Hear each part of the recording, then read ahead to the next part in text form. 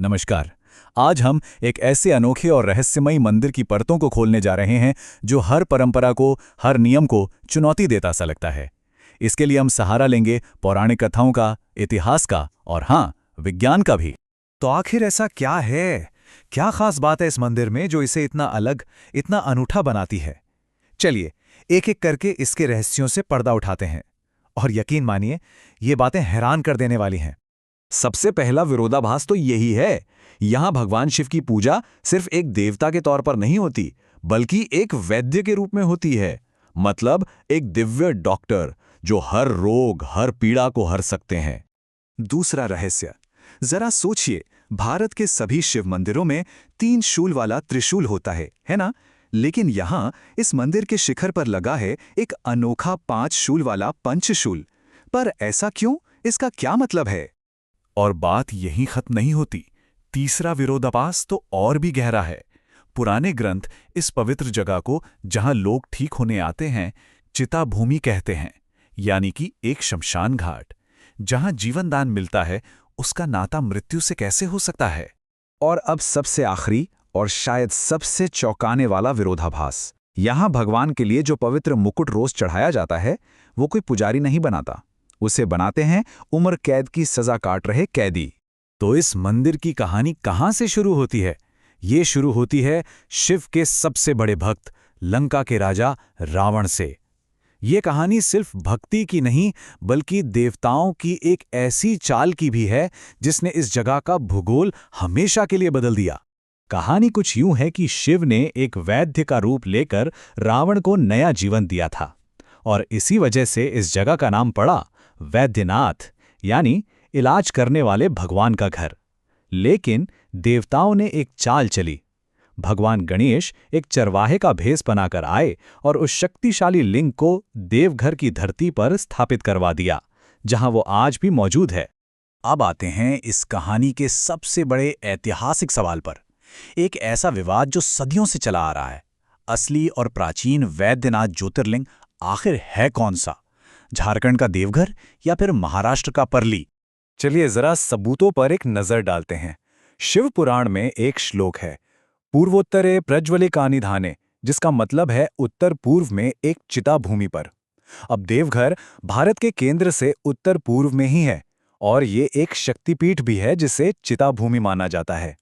दूसरी तरफ कुछ ग्रंथ परल्याम वैद्यनाथम का जिक्र करते हैं, जो महाराष्ट्र के परली का समर्थन करता है, जिसे रानी अहिल्याबाई होलकर ने बनवाया था।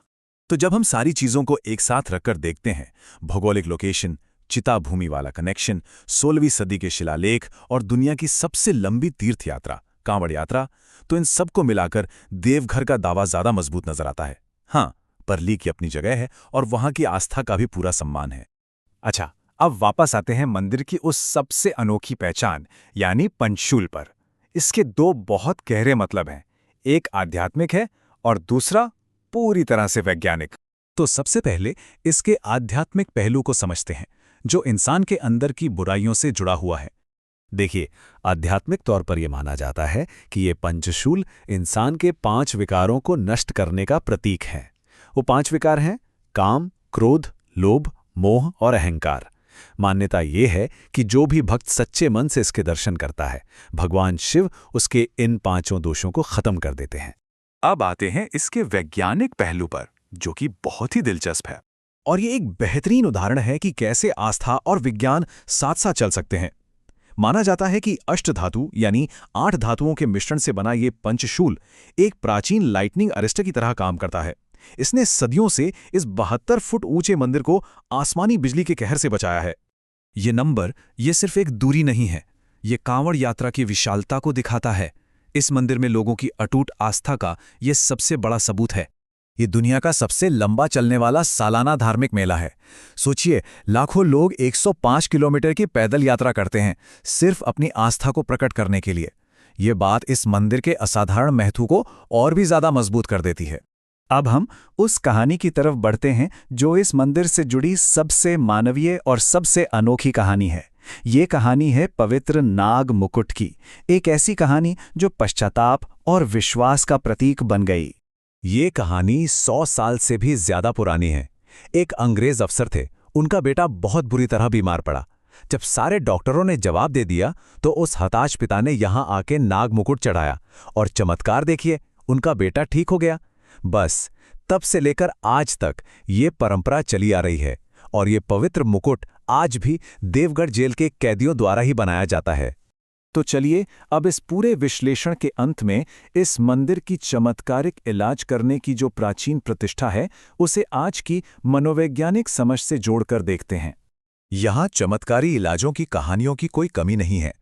यहाँ तक कि कैंसर के आखिरी स्टेज के मरीजों के ठीक होने के मामले भी दर्ज हैं। ये बातें हमें विश्वास और विज्ञान के रिश्ते पर दोबारा सोचने पर मजबूर कर देती हैं।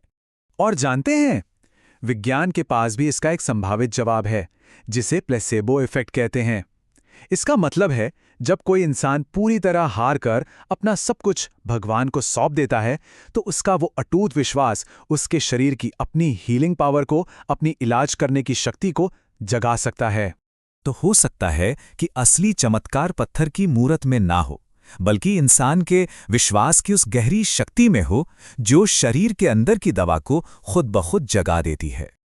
और यही सवाल हमारे सामने आकर खड़ा हो जाता है, क्या असली रहस्य और सबसे बड़ा चमत्कार किसी बाहरी शक्ति में नहीं, बल्कि हमारे ही अंदर छिपा है, जिसे सिर्फ और सिर्फ अटूट विश्वास ही खोल सकता है? इस पर जरूर सोचिएगा।